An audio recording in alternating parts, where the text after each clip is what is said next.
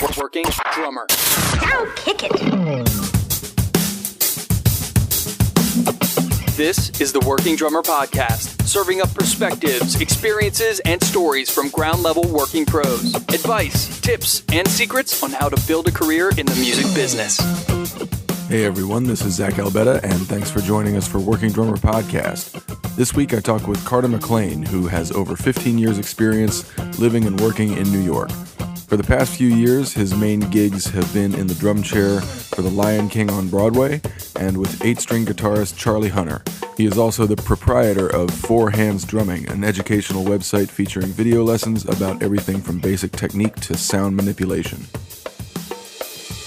Hey folks, can we talk snare drums real quick? Dreamy, loud, bright, poppy, clean, articulate snares, and well, do you believe at love at first sight? Okay, first sound. Well, before I get into all that, let me tell you, the folks at KHS America invited me back out to their place to experience a few new snare drums they launched at Winter NAMM. And the drum I fell in love with, I was mentioning, it's one of the new Mapex Black Panther Design Lab series snares. It's called the Heartbreaker.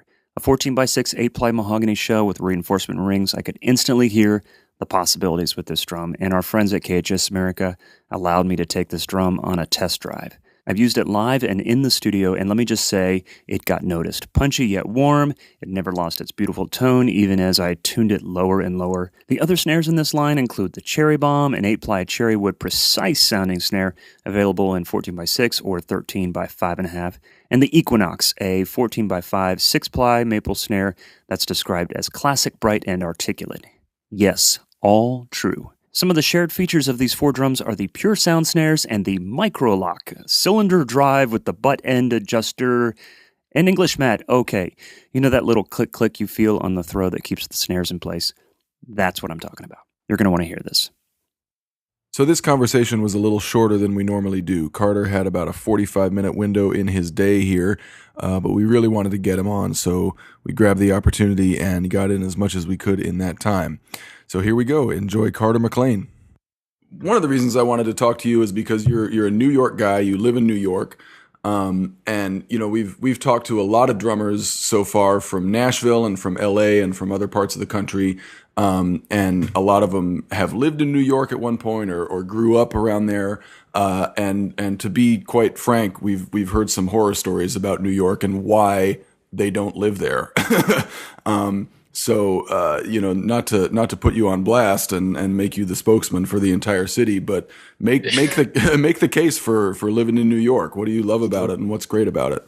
Well, yeah, I moved to New York when I was like 22 or 3, I think 22. And it was right before 9/11 happened. I moved in May of 2001. So May, June, July, August. So I was there for like 4 months. I'll just give you the quick rundown of my New York experience, and then people can judge whether they want to move to New York or not. And this is also back in 2001, so things are very different now, you know? Yeah. So that's something to keep in mind. So basically, I moved there. Nobody knew who I was. I didn't know, you know, I knew a couple people in town, but nobody. And so I just worked at a music store, basically. And it was like, I picked this shop called Manny's Music, which was a pretty famous music store. I mean, Hendrix and Clapton and the Stones and all these people would go there, and Buddy Rich. I mean, it was there forever. That whole street is now closed. Worked there, and I promised myself as soon as I got one call for a gig, not like a big tour or anything, but just like, hey, can you do this gig on Friday night? I was going to quit my job. Because it's really easy to get stuck in a music store situation and just sort of work there. And that's, you know, you don't make a lot of bread and it's just sort of easy. And that's what people get stuck doing. So you got to make a decision to, you know, cut that off at a very early stage, which I did. And then the first call I got was for a gig for this guy, Melvin Sparks, who is a soul jazz guitar player. He used to play with James Brown and a bunch of people, and really, really great guitar player. And I did that for about 2 years. And I tell people I paid basically all of my dues playing with that one guy because it was so intense. He would, you know, say, get in the van, we're going down, we're doing a gig in South Carolina. We would drive like 12 hours straight, do the gig in South Carolina, end the gig at like 1 or 2 a.m., get back in the van, drive back to home. Wow. And there was no seats in the back. Oh, it was just like an empty van with like a beanbag chair that like cat piss was all over. I mean, it was literally like really brutal. And for that gig, I think I made $100. Oh God, man. Yeah. So I did that kind of stuff for like 2 years. The music was cool though. Like we did a tour with Fred Wesley from James Brown, the James and all that. Yeah. Got to play with Bernie Worrell. We opened up for the Meters a couple times. I got to meet Zig and sort of hang. And I got to meet Idris Muhammad through Melvin. Actually, a funny story. I auditioned for Melvin in his basement, and he was like, "All right, man, can you do a record next week?" And I was like, "Yeah, I guess so." He's like, "Idris Muhammad can't make it, so I want you to do it." It's like, all right, because I was a huge fan of Idris's. Yeah. So that was sort of a crazy thing, is just to get thrown into it. So I was playing with him for a couple of years, touring all over the place. It was fine. The music was pretty cool, but it was better than working at a music store, you know? Right. And then I got a call. Well, I didn't get a call. Somebody asked me to check out. People were hearing my name a little bit and asked me to do this off-Broadway reading. It wasn't a show that was open yet. This was right before 9/11 happened. Mm-hmm. It was called Raise the Roof. And Michael Lanehart was playing trumpet, who's like the MD for Steely Dan now. And he's like a producer. He's amazing. So he was in the band, and I knew who he was. So I said, yeah, I'll totally do this. Yeah. But I didn't know what kind of bread I should be making. And when I moved to New York, somebody was like, oh, you should call this guy, or DW, I was endorsing their drums at the time. DW said, you should get in touch with this guy, Tommy Igoe.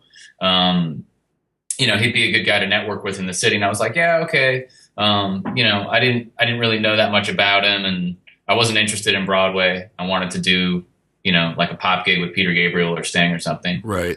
And so I waited a while, and then when I got this offer to do this off-Broadway thing, I called him just about what kind of money I should be getting for an off-Broadway show. That led to him asking me, he said, well, if that show doesn't end up working out, I'd love for you to sub at Lion King. Wow. So that's how I got on Lion King. I was a sub there forever. And then about 5.5 years ago, I took over the book permanently because he left. Yeah. And so New York, I don't know, to sum it up, that's sort of like a very, very short blank of what New York is for me. Mm-hmm. It's hard though, man. The first like open jam session I ever went to, a friend of mine, Donald Edwards, who's a great drummer, invited me down. He's like, oh, there's this open session that my buddy runs. And we go down, and it was Jeff Tain Watts' session. And it was like David Budway on piano, Paul Bolenbach on guitar, like all these ridiculous dudes. And he's like, yeah, man, go sit in. And I'm like, hell no, I'm not going to sit in. I'm clean for the front door. Right. And so they basically ended up pushing me on stage at a certain point, and I went up and sat in. And this piano player walked up and sat in at the same time with me. And he called some bizarro tune I had never heard of, and still probably have never heard of. Right. And it was, 1, 2, boom. And it was go. And it was sort of hold on. And the guy was just destroying the piano, like amazing piano player. And I just sort of got my ass handed to me. And then when I went and said, hey, man, I just went up to the piano player and said, man, what's your name? You sound unbelievable. He's like, oh, my name's Eric Lewis. I said, okay, who do you play with? He's like, I play with Elvin. So I was like, oh, okay. Yeah. That's how New York is. Right, right. So, you just have to be very prepared to be playing with or in front of like your favorite, most intimidating drummers, basically. Yeah, yeah. That's sort of what happens. And so it sounds like, between the musical thing and the touring thing, getting your start in New York didn't have as much to do necessarily with going to all those jam sessions and like being in the trenches in the city, but like you got a little touring gig, you got a little work doing the musical thing, and were you spared the years of poverty and abuse that so many musicians who move to New York experience? No, I mean, it was. That's a real thing, man. I mean, rent. This is back in 2001. My rent was $1,000 a month. I was also moving from Colorado, so my rent went from I think I was paying $300 a month, And I was playing at all these ski resorts and making good money. So I was like, man, I'm rolling in it. This is great. So I saved up. When I moved there, my savings was gone in about a month. You know, because you got to do first a month's rent deposit. You got to pay your first month's rent. So that's like $3,000. Boom, right there, gone. Yeah. On top of moving expenses and all that stuff. I was making $200 a week at Manny's Music. Right. And that was like a good deal. Yeah. And so I was teaching drum lessons just to like kids to make up the difference, you know? Mm-hmm. But yeah, man, I was broke for a really long time, you know? Yeah. And that didn't deter you? You stuck it out? I mean, obviously you stuck it out, but like, what was your mindset during those years when you didn't know? I don't know. I didn't get into playing music to become, you know, if I wanted to make $1 million a year, I would just join a hedge fund and figure that out. Right. But I jump off a bridge because that has zero interest in my life. Yeah. So I just knew that going into it, you know, I'm not going to make a whole lot of bread on this, but I'm going to have fun. And it's something I'm good at, something I've been doing since I was 8 years old. It's not like I really had a choice. I couldn't just go like, all right, well, I'm not going to play music anymore. Right. Right. You know, I think if you're really, really, really in love with it, like most musicians are, you just deal with it. You know, it's a very difficult profession, man. It's, you know, probably one of the hardest things next to being an actor. Yeah. Yeah. The years I spent in LA, I had some friends who were actors, and I worked with actors at Disneyland, and, you know, the stories I heard, like as bad as musicians have it, or as, you know, as tough as their road can be in a place like New York or LA, I think actors have it 100 times worse. Because they're not just they're not listening to you. They just look at you when you walk in the room and they're like, "Thanks for coming out." Next, right. It's such a visual thing that it's pretty rough. Yeah. So what about you said you've been doing the Lion King gig for 5 years as the full-time guy? Yeah, I took over like 5.5 years ago, something like that. So I think you're the first guy that we've talked to who is, you know, currently doing a bona fide Broadway gig. So talk about that gig, you know, musically and how it fits into your day every day, because it is every day, right? Yeah, Mondays we're off, and then there's 8 shows for the rest of the week. So like in our schedule now is spring schedule. There's a Tuesday night show. There's 2 today. So there's a 2 o'clock and an 8 o'clock. Mm-hmm. So I have to leave here to make it in for the 2 o'clock show. And then I'm having dinner with a buddy, and then I'm taking off tonight. So the way that works is I have about 6 subs that are great drummers. They're all good friends of mine in the city. Mm-hmm. So if I need to take off tonight, and like I'm playing 4 shows with Charlie this week, and then I'm doing 3 days of recording a new record at my house with him the following week. So I got to take off like 8 shows. Right. So I divvy those up between a couple guys. And then, you know, it just allows you the freedom to sort of run around. But so that's the scheduling part of the show. I usually do about 6 shows a week just because I need a couple days off just to have a break. Yeah. My typical day is I get up with my wife at like 7:15, help her get out of the house. She's running around. I'm making coffee and stuff. And I'll typically do, because I have Four Hands Drumming, my educational site. Right. We'll talk about that too. Yeah. That takes a ton of time. Originally, that site was going to be myself, Mark Juliana, and Matt Johnson. Mm-hmm. It was going to be the 3 of us. And Mark got offered a thing to do his book that came out, an instructional DVD, while we were having our meetings. And I was like, man, obviously go do that. Yeah. That'd be great. And I also want to see what you do. Mm-hmm. And then Matt and I were doing it for a while together. And then some really heavy stuff happened to Matt and his family situation, and he can't basically contribute to it anymore. So he's done about 3 episodes with me, and then I'm taking the site over from here on out. Okay. So I'm doing a lot of filming for that in the morning, and editing and teaching and all that. And that takes a lot of time when you do it. Literally, I'm doing everything by myself. Yeah. Yeah. So I'll do that in the afternoon. I'll break for lunch and either teach like a Skype lesson online, or I'll sometimes have students come in. Like I taught a kid yesterday from London who was in town for the day. And then I'll usually just walk over from there and go to the theater and do the show. Show's usually either from 7 to 9:30 or 8 to 10:30. And then I get home around 11:30. Wow. And that's most days. It's like every day. That's like a normal mellow day. Right. That's if everything goes according to plan. Yeah, that's easy. Yeah.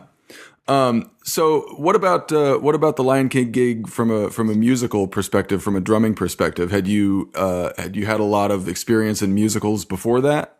No, I mean, I did like West Side Story in high school. I did in college. They hired me to do Hair, which was cool because there's a bunch of, women running around naked on stage when you're in college. That was sort of fun. Yeah. And that was easy because it was like a psychedelic rock show. So that was like, I could basically sight read that stuff. It was like, sixth grade sight reading rock beats. Right. Really easy. So Lion King was weird. Like, I didn't move to New York to be a Broadway guy at all. It was the last thing on my radar. I was like, oh yeah, Broadway shows, whatever. Yeah. And then when I went in to watch the book, I was like, oh, this is actually a pretty interesting drum set book because it's very kind of Peter Gabriel, Secret World Live influenced, which is totally up my alley. That's one of my favorite records with Manu on drums. And it's a lot of those grooves like duke, bop, duke, duke, bop, boom, boom, bop, duke, duke, duke, boom. Yeah. Tons of that kind of stuff. A lot of like tons of shaker stuff going on. Right.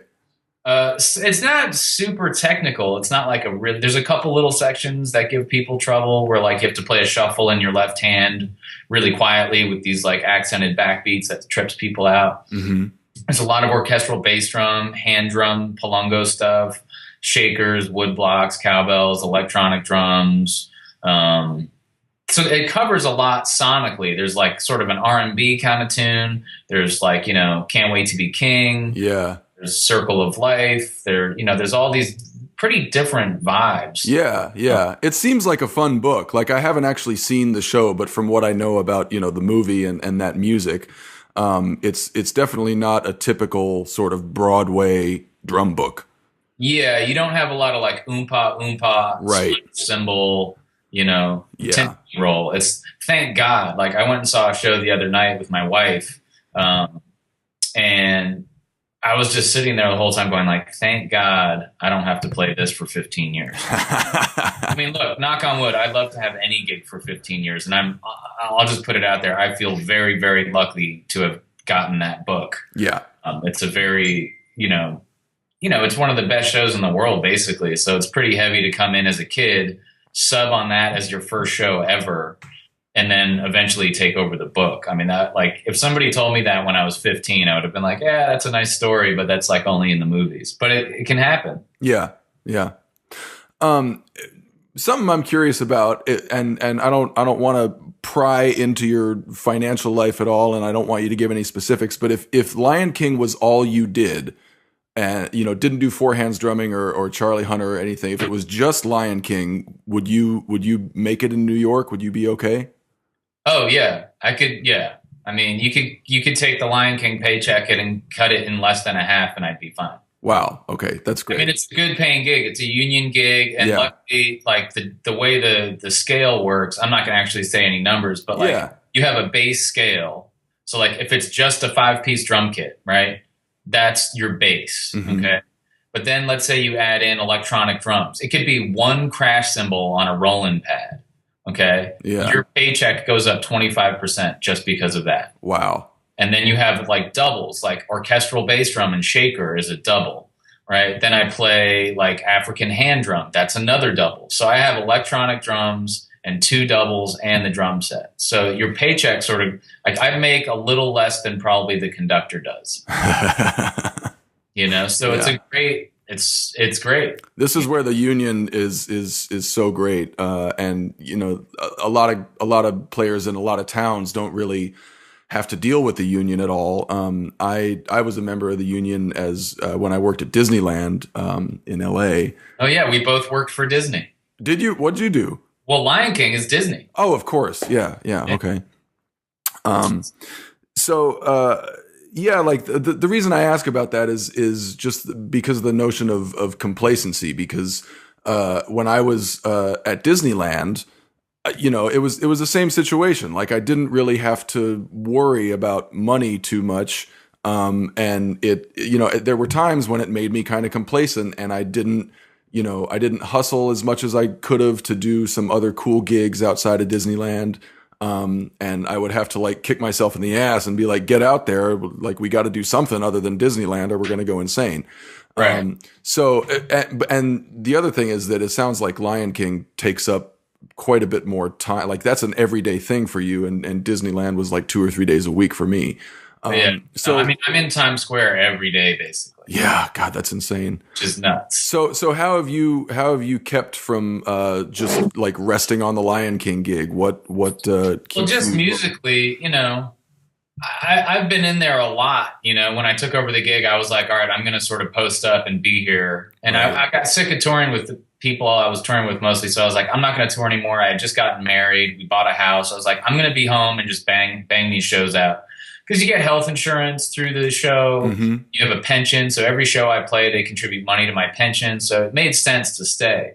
But the last couple of years, I started getting, I guess, more known as a drummer. Like, my Instagram started blowing up and tons of people started asking me to do clinics and teach more.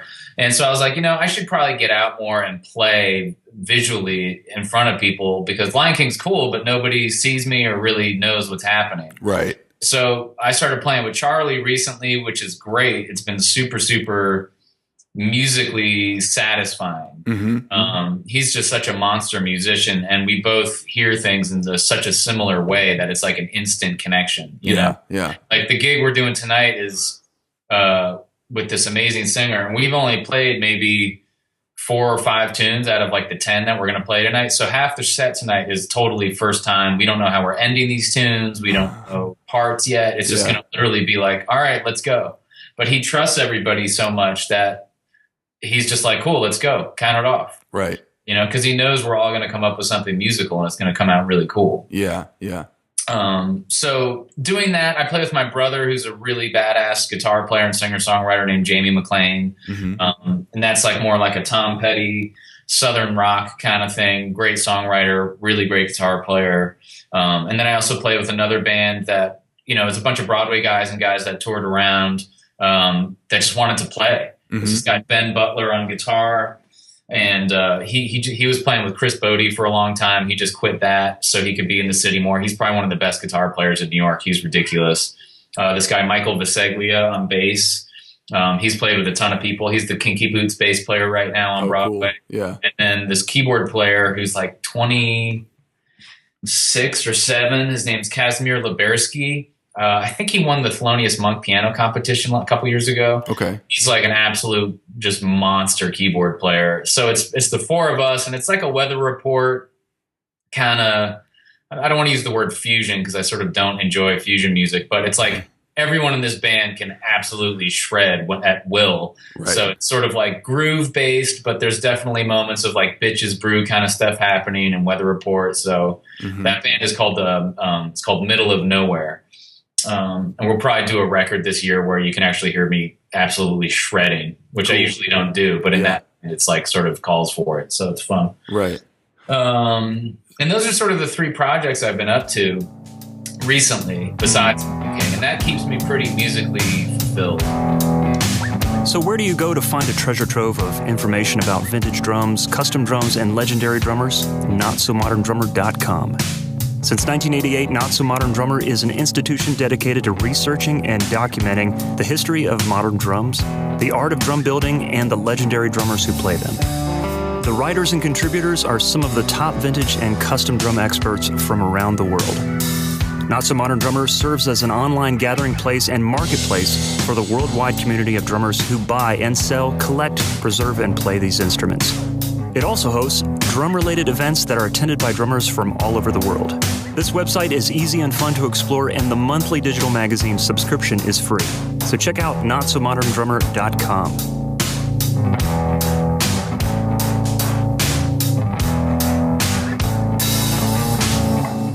So, with all the playing you're doing, how and why is four hands drumming, kind of fitting into your professional life?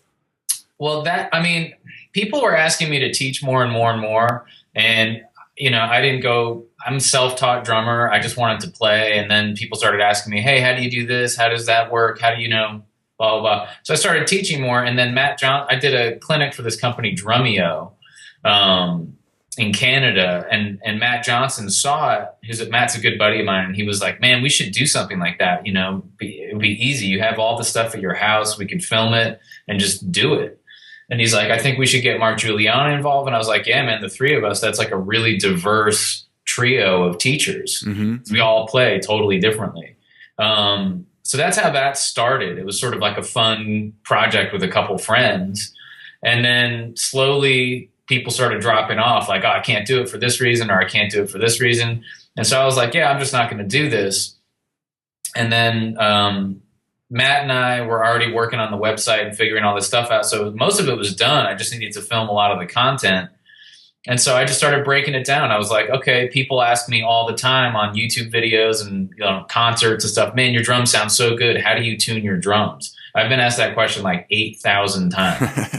So I said, all right, first lesson on four hands drumming, tuning your instrument. Yeah. So I set up a couple different kits. I tune one kit like 3 different ways. Matt shows how he tunes them and tapes them and does all these different techniques on the bass drum and all that stuff. So like it starts out really simple. Like, okay, well, you want to play drums? Your drum should sound good. Let's start there. Yeah. Then I think the next episode is on technique. So we do a whole like hour on technique. Here's like, how I use my fingers. Here's how I approach double stroke rolls. Here's how I break up these patterns around the drums. Like, and it's a very useful thing. Like I only studied out of one drum book, which was the Gary Chester's New Breed when I was in high school. And I went through that in like a year. And then I was like, I just want to play. So that I haven't really studied out of any books. I'm pretty much by ear. So that's how I'm teaching, because I wish somebody was doing this when I was learning, because it's very useful stuff. Like, I did a whole episode on what you need to have together to do a Broadway show. How to for conducting, like what technique do you need to have together? Yeah. The last episode I did is on like creating grooves. So it's stuff that any drummer can use like that night on a gig. Yeah, I was gonna say, like from the very beginning, you were doing kind of broad subjects like tuning and technique. Has it remained like has the focus of the website remained universal stuff that everybody can use? Yeah, because that's the point. I mean, there's so many guys teaching like chops and shredding, and this is how you play, 64th notes on your feet between your foot and your left hand, and da-da-da. Right. It's like, that's cool. That is the opposite of where I am coming from. I'm coming from the music side of things, and not the gymnastics side of things on drums. To me, it's not a powerlifting competition. It's like, we're making music. We're not trying to like bench press the biggest weight on the planet. Right. That's what I think. There's a lot of that out there. So I'm trying to go the opposite direction and say like, hey, if you've got a gig at Rockwood Music Hall with a singer tonight, all of that stuff you've been practicing, you can throw right out the window because you're not going to use it at all. Right. It's like, do you own a pair of brushes? Do you know how to use them? Do you own like a kachishi shaker and know how to use that behind a singer? It's stuff like that you could use that night. It's not some crazy technical stuff. Yeah. The other thing that impressed me about Four Hands Drumming was just the overall audio and video quality of those videos. And it doesn't look like you're using a super complex mic setup. And with just all the drum videos that are out there nowadays, I don't watch most of them simply because of the quality. I don't know. Some of them I turn off just because I'm not interested in the content, or it's whatever. But a lot of times I'll turn it off because the video is shit or the audio is shit. So or I'm both. Yeah. Right. So I'm curious if you want to divulge a couple of secrets about just some basic things, some basic gear or techniques that drummers can use to improve the quality of their videos. Yeah, it's no secret, man. So I was actually going to quit playing drums for a while because I was getting really fed up with how the pay was and touring and da-da-da. And I actually started a photography company.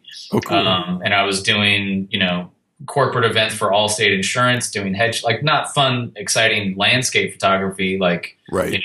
In Alaska. But it was paying, that one gig I did with them paid more than I would make in 2 months. Man. So, I said, okay, I'm doing this. So I bought a nice Canon 7D crop frame body. I bought a Zeiss 35 and 50 millimeter lens and a 10 to 20 Sigma wide angle lens. And I was doing photography. And then I stopped doing that when Lion King called and realized, I have a Pro Tools rig at my house. I can sync the video with the audio, and I just use iMovie. Mm-hmm. And it looks good. If you have a decent eye for like color correcting things and knowing how it actually looks in real life and how it comes out on your screen, the video thing is pretty straightforward. I taught myself how to do it in, a day. And then the audio setup for me is typically, I just started using more recent stuff is a BAE 1073 MPF mic pre's. They're basically Neve clones. They sound unbelievable on drums. Yeah. And I usually use a Beyerdynamic M160 ribbon mic as an overhead, just in the center, about a foot above where my head is. Yeah, but just a single overhead. Yep, and then a bass drum mic. I use an M88 Beyerdynamic. I don't use any compression, and I use the light EQ to take out around 300 hertz. Mm-hmm. And now everyone knows exactly how to get my sound. There you go. It something that's in the back of my mind lately is it came from an interview that we did I don't know 6 weeks ago or something with Hubert Payne, the Nashville drummer, and he was talking about when he started getting his home studio sort of set up. He talked about, and I really related to this. He talked about how he didn't feel like it was worth getting something set up at home until he had the money and the equipment and the expertise to make it all really awesome. But he realized, like, I just have to start. I just have to, buy whatever equipment I can afford right now and start screwing around with it and learn how to use it. And just like start the process of acquiring the knowledge and the gear. So I mean, it sounds like you already had kind of, especially on the video side, you had the expertise and the gear already going. But was there a learning curve for the audio side? Yeah, I mean, I still mess around and try to. I mean, my approach to miking a drum kit is if you're in the room with a drummer. Let's say I come over and check out your drum set, and I'm standing in the room. I want the listener to hear what I'm hearing in that room. Mm-hmm. I'm not trying to put a mic on every drum and every hi-hat and the bottom of the snare and da-da-da-da. As soon as you do that, it's not a drum set. It's like drums sort of mixed together. Right. And a kit, you got to balance yourself live. Like tonight, if I want somebody in the back of the room to hear my hi-hat chick, I need to be aware of that and make sure that I'm projecting that and that my kit is balanced acoustically. Mm-hmm. Now, I'm not going to go in there and say, later I'll just turn the hi-hat up fader and then I'll mix it. It'll sound great. Right. You got to mix yourself while you're playing, like when I did that gig with Charlie in Atlanta, he insists that they only use an overhead and a kick mic. So it's like the exact same setup I use because it picks up the dynamics. So we control the dynamics, not the mixing guy. Right. Right. If he wants the snare drum to be cracking, that's not his choice. That's my choice. Right. You know what I mean? And that's how I see things with miking drums. It should sound like a kit, I'm not a big fan of miking everything up. Speaking of Charlie, in the time we have left, talk about how that gig came about and what kind of a dude Charlie is. It seems like he's just a really enjoyable, happy dude to work with. I mean, that's a total front. He's one of the most whip cracking people I've ever worked with. I mean, he's just a real drag. No, Charlie is I think he's a genius. I've never met many people that can sort of hang on his level. Yeah. He's an amazing encyclopedia of not just musical knowledge, but history. Like the guy reads so many books. When we were on tour, he was talking about this book and that book that he read. And then I looked up these books and they're like encyclopedias. Jeez. He's just a real bright guy. He's a total sweetheart. He's hysterical. His groove is absolutely ridiculous. Yeah. He can play drums better than most drummers. That's what I've heard, and I have not heard him play drums. But he's ridiculous. Like most of our sound checks are me trying to play his instrument, and then him just schooling people on drums. So it's a little intimidating knowing that, because when you're playing, you know he's listening to everything you're doing. Right. And he started as a drummer, is that correct? Yeah, I guess when he was really young, he started playing drums. And then he became a guitar player, and just sort of guitar became, super simple for him. Sorry, my cat Jim is attacking my foot. Sorry. So he, started playing guitar, and that became sort of easy for him. So then he started making his own instrument, and that was sort of that's it, Yeah. I have a good friend in Atlanta named Kelly McCarty, who's a great bassist. And he's also an 8-string guitarist, and he's studied with Charlie a bit. And he said, like when he first started studying with Charlie told him, go buy a drum set and just learn to play that thing for a year, because what I do on the 8-string guitar, it's basically a drum set. Like, you have to think about the voicing in that kind of kick, snare, hi-hat way. Yeah, your brain needs to separate that way, because like I play bass and I play guitar, like fingerstyle acoustic guitar. So I can't say I picked it up quickly, but I could get a little bit of a groove happening on it like faster than most people, because I think about it like a drum kit. You sort of look at the bass strings like the bass drum, and then you look at the other strings, which would be your other 4 fingers, and that's sort of like the rest of the stuff you're filling in around it. Yeah. You just got to make sure you're picking harmonically pleasing, chord structures and all that kind of stuff. Right. But, and what was the process of learning Charlie's tunes and kind of learning his tendencies on stage and just getting to know, his world that way? We just dive in, man. Like the first gig we ever did, there was no rehearsal. Played a Rockwood Music Hall duo. I said, what song? Send me whatever songs you want me to learn. He's like, oh man, we'll just play. And I'm like, okay. So I, played at Rockwood. We played at a small room. It was maybe 50 or 60 people, but it was packed. There's a lot of heavy musicians in there that were friends and people I knew. So it was nerve-wracking. And I don't know how to interact with Charlie on stage. I've known him for a long time personally. Right. But it's different when it's like he's staring you down. He's like, all right, let's play a shuffle. 3, 4. And you're like, whoa, what? And you can see on my YouTube channel, the first gig we ever did there's a video of the whole thing. So that whole show is improv. Wow. And then the second show I played with him was opening for Snarky Puppy, sold out at Irving Plaza, like right before New Year's Eve. There's a video of that too. So that's the second show. Because I'm trying to document a lot of this stuff just because there's amazing musical moments in it. It's not so much for me. It's like just some of the music that comes out is so great. Right. So that's all improv. There's a couple tunes that I had heard before off of his records, but he doesn't tell me this stuff. He just starts playing. Yeah. And you just jump in and go, okay, well, I guess I'll play it this way. And he loves that spontaneity. That's what he's all about. He told me on this last tour, he said, man, I know your facility on the drums. Do not hold out on me. He's like, I'd rather see you totally mess up and fall on your face and go for it than play it safe the whole night. That's cool. So it's a very open and encouraging situation. Yeah. And what about the duo dynamic? I mean, it's not very often that a drummer, gets to do a duo with any instrument, let alone like an 8-string guitar. Yeah. Had you had any experience with that before? No, I mean, I've done duos with singers on acoustic guitar where she would just play guitar and sing, and I would play like, Shakers or Cajon or something kind of simple like that. Yeah. That's a duo. But this is different because it's sort of a trio with 2 people. It's like he's playing. So when the only other person you're interacting with is covering the bass and the guitar, you can make immediate sharp left-hand turns musically. Because you're staring each other down. I mean, we set up on stage facing each other, basically. Yeah, I noticed that. Like for most of the gig, like he was really staring you straight down. Yeah, it was really intimidating the first time, and then I just realized he just wants to have a good time. Yeah, it seems like there's a little bit of fucking with you, in a good natured kind of playful way. We joke around all the time. Yeah.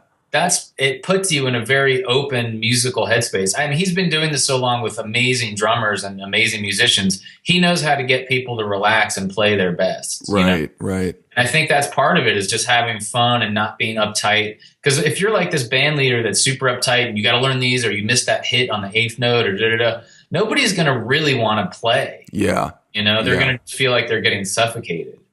So, Charlie's sort of an expert at pulling the best out of people, I think. Yeah.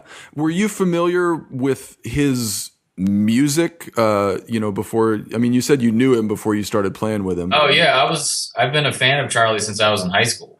So I'm going to make a confession. The time that I saw you in Atlanta a few weeks ago was the first time that I had ever really seen or heard Charlie Hunter. Oh, wow. And I knew about him, like I knew what he did with the whole 8-string guitar thing.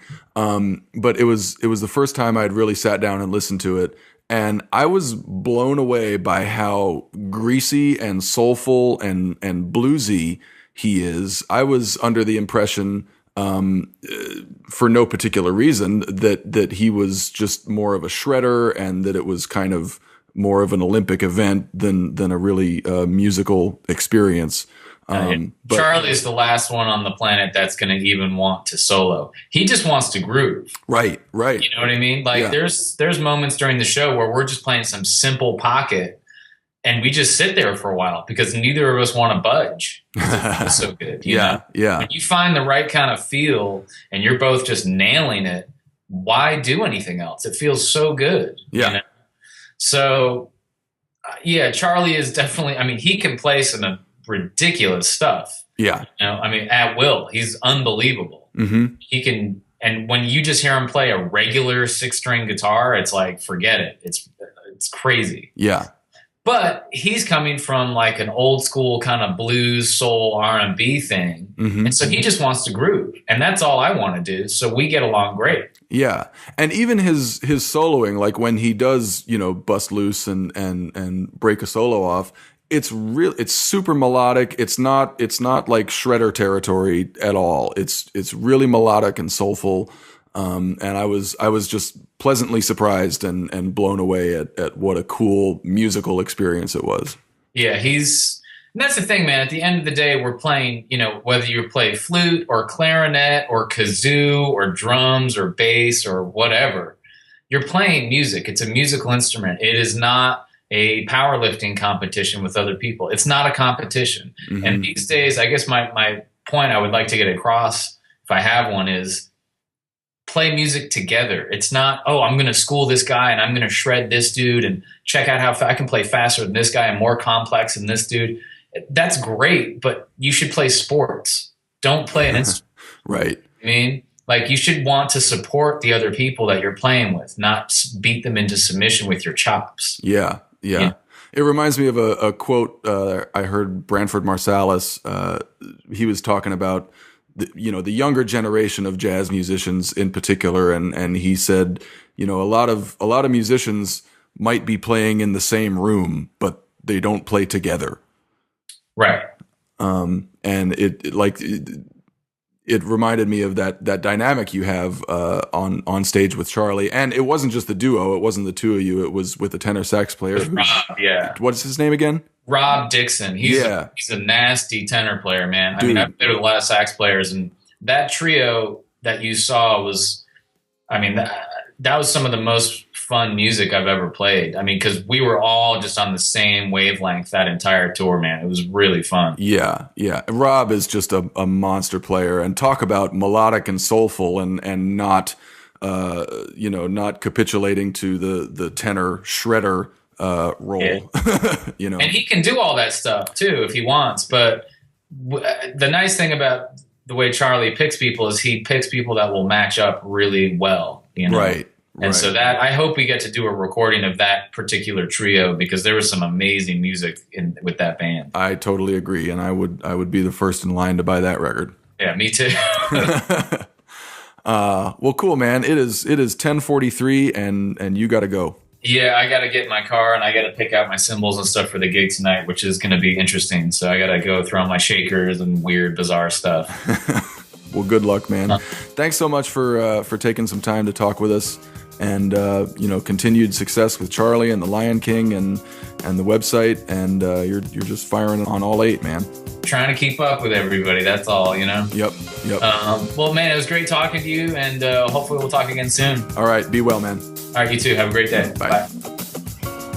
I could have talked a lot longer with Carter about his New York experiences, but we thank him for giving us the time that he did have. It was great to hear from a New York guy, and someone who is leading the kind of multi-pronged career that we talk about a lot on the podcast. You can subscribe to us on iTunes. Also, leave us a rating and review there if you see fit. We appreciate that.